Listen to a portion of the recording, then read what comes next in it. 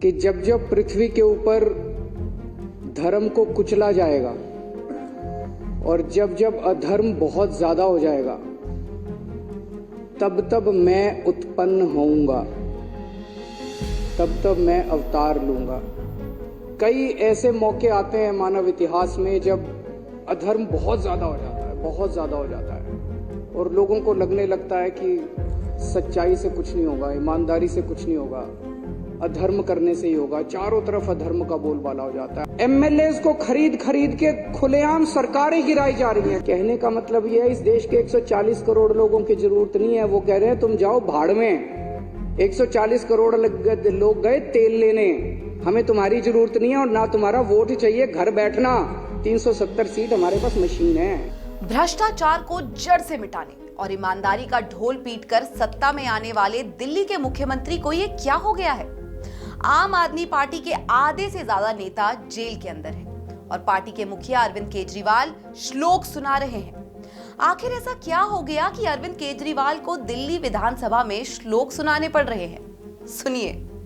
आदरणीय अध्यक्ष महोदय, गीता में एक श्लोक है, यदा यदा हि धर्मस्य ग्लानिर्भवति भारत अभ्युत्थानम धर्मस्य तदात्मानम सृजाम्यहम्। इस श्लोक का मतलब है भगवान श्री कृष्ण अर्जुन कोई नहीं कह रहे, अर्जुन के जरिए पूरी सृष्टि को कहने की कोशिश कर रहे हैं कि जब जब पृथ्वी के ऊपर धर्म को कुचला जाएगा और जब जब अधर्म बहुत ज्यादा हो जाएगा, तब तब मैं उत्पन्न होऊंगा, तब तब मैं अवतार लूंगा। बीजेपी और आम आदमी पार्टी के बीच जारी घमासान के बीच दिल्ली के मुख्यमंत्री अरविंद केजरीवाल भड़के पड़े हैं। दिल्ली विधानसभा में होकर गरीब लोगों की दुहाई दे रहे हैं, धर्म अधर्म की बातें कर रहे हैं, पापियों का सर्वनाश करने के लिए भगवान श्री कृष्ण से अवतार लेने की गुहार लगा रहे हैं। एक तरह से भगवान ने मानव जाति को एक बहुत बड़ा भरोसा दिया है। कई ऐसे मौके आते हैं मानव इतिहास में जब अधर्म बहुत ज्यादा हो जाता है, बहुत ज्यादा हो जाता है और लोगों को लगने लगता है कि सच्चाई से कुछ नहीं होगा, ईमानदारी से कुछ नहीं होगा, अधर्म करने से ही होगा। चारों तरफ अधर्म का बोलबाला हो जाता है। आदमी, अच्छे लोग उम्मीद खो बैठते हैं। ऐसे मौकों के लिए भगवान ने इस मानव जाति को ये भरोसा दिया है कि अगर ऐसा मौका आएगा तब तब मैं मानव जाति के कल्याण के लिए और मानव जाति को उस परिस्थिति से निकालने के लिए मैं अवतार लूंगा या उत्पन्न होऊंगा। ये बहुत बड़ा भरोसा है भगवान का मानव जाति को। आज हमारे देश के अंदर जो घटित हो रहा है ये कुछ उसी तरह की परिस्थिति है। चारों तरफ अधर्म का बोलबाला है, चारों तरफ इतना अधर्म हो गया है, इतना अधर्म हो गया है, चारों तरफ इतना अधर्म का बोलबाला है कि लोगों को लगने लगा है, आपस में चर्चा करने लगे हैं कि यार अब ईमानदारी से कोई फायदा नहीं है, अब सच्चाई से कोई फायदा नहीं है, सच्चाई के रास्ते पे चलने से कोई फायदा नहीं है। और लोग देख रहे हैं इतने बड़े बड़े षड्यंत्र चल रहे हैं, इतने बड़े बड़े कुकर्म चल रहे हैं, बड़े से बड़े स्तर के ऊपर चल रहे हैं। जो लोग कुकर्म कर रहे हैं लोग देख रहे हैं उनकी तो तरक्की हो रही है, जो लोग अधर्म कर रहे हैं लोग देख रहे हैं उनकी तो तरक्की हो रही है। देश में 75 साल के बाद इस देश के गरीब बच्चों को अच्छी शिक्षा और अच्छे भविष्य की उम्मीद देने वाला मनीष सिसोदिया आज जेल के अंदर है, धर्म जेल के अंदर है और हमारे देश की बेटियों को, मां बहनों को छेड़ने वाला ब्रजभूषण सिंह सत्ता भोग रहा है, सत्ता का सुख भोग रहा है। आज इस देश के अंदर मोहल्ला क्लिनिक बनाने वाला, गरीबों को दवाइयां दिलवाने वाला सतिंदर जैन जेल के अंदर है और चुन चुन के इस देश के सबसे बड़े कुकर्मी, सबसे भ्रष्टाचारी हेमंत बिश्व शर्मा, शुभेंदु अधिकारी, मुकुल रॉय, नारायण राणे, भावना गावली, अशोक चौहान, यशवंत यादव, यामिनी यादव, छगन भुजबल, अजीत पवार, प्रफुल्ल पटेल, गोपाल कांडा, पता नहीं इतनी लंबी लिस्ट है। चुन चुन के इस देश के सबसे कुकर्मी और सबसे भ्रष्ट लोगों को अपनी पार्टी में शामिल करा के वो सत्ता का सुख भोग रहे हैं। ये तो कुछ भी नहीं। अपने पलटी मार बयानों के लिए जाने जाने वाले अरविंद केजरीवाल ने चंडीगढ़ में हुए मेयर चुनाव को द्रौपदी के चीरहरण से जोड़ दिया और कहा कि श्री कृष्ण वहीं पहुंच गए और उन्होंने द्रौपदी का चीरहरण होने से रोक दिया। उन्होंने कैमरे ऑफ नहीं होने दिए और बीजेपी को बेनकाब कर दिया। सुनिए। 30 जनवरी को चंडीगढ़ में मेयर का चुनाव हुआ। सुबह वोटिंग पड़ी। वोटिंग पढ़ने के बाद एक प्रिजाइडिंग ऑफिसर था, पीठासीन अधिकारी अनिल मसीह, इन्हीं का आदमी था। अनिल मसीह तो मोहरा है, पीछे तो वो हैं, उन्हीं का आदमी था। उस दिन इन लोगों ने तय किया कि आज उस हॉल के अंदर द्रौपदी का चीरहरण करेंगे। उन लोगों ने, इन कौरवों ने तय किया कि आज हम जनतंत्र का, भारतीय जनतंत्र का चीरहरण करेंगे। पूरी प्लानिंग करके आए थे।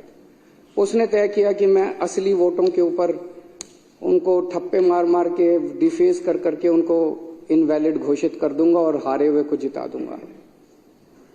अब वहां पे श्री कृष्ण जी पहुंच गए द्रौपदी का चीरहरण रोकने के लिए। उस कमरे में दिखाई नहीं दिए किसी को, दृश्य थे, लेकिन थे वहां पे। आप लोगों ने अगर वीडियो में देखा हो, वीडियो में वहां जितने बीजेपी वाले मौजूद थे सारे कह रहे हैं कैमरे ऑफ करो, कैमरे। देखे आपने वीडियो?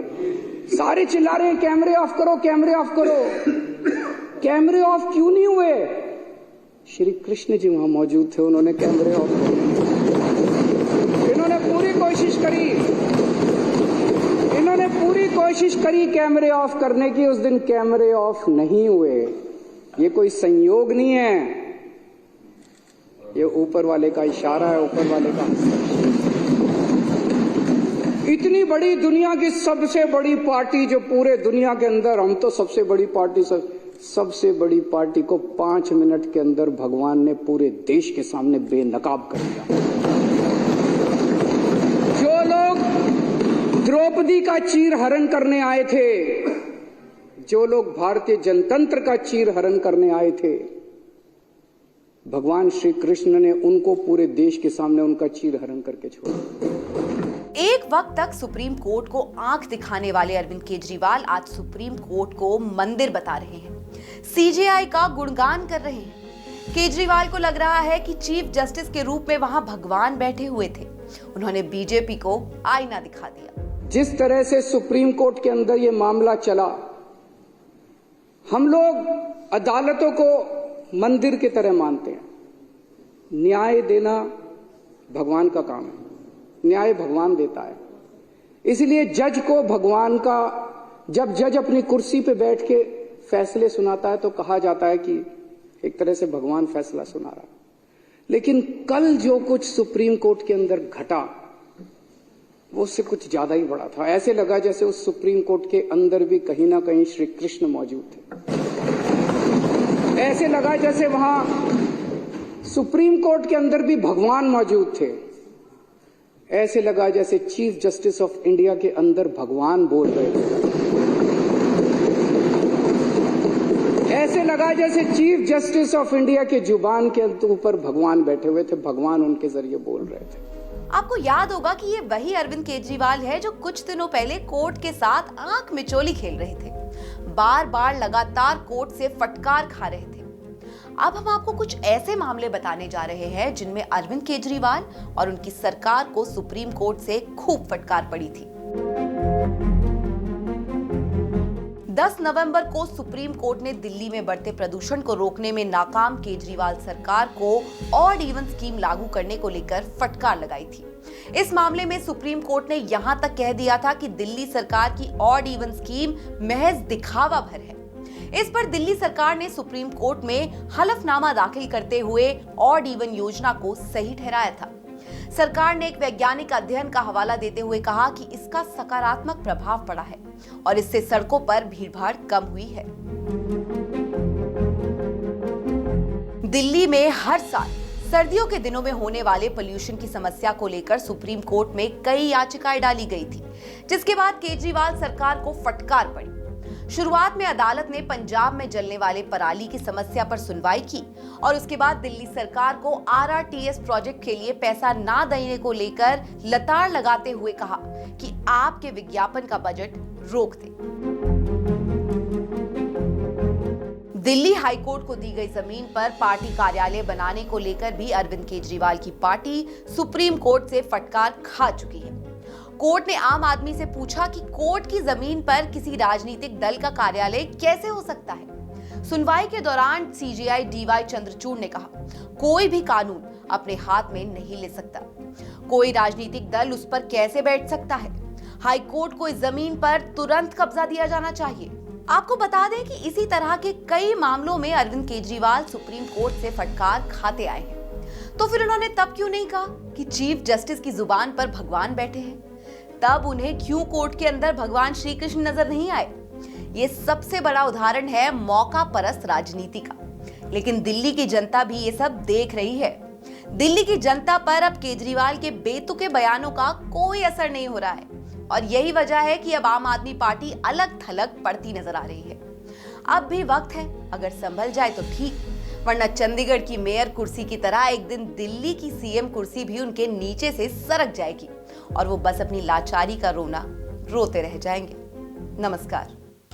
श्रेष्ठ भारत पर खबरों से जुड़े रहने के लिए चैनल को सब्सक्राइब करें, बेल आइकन दबाएं और देखते रहें श्रेष्ठ भारत।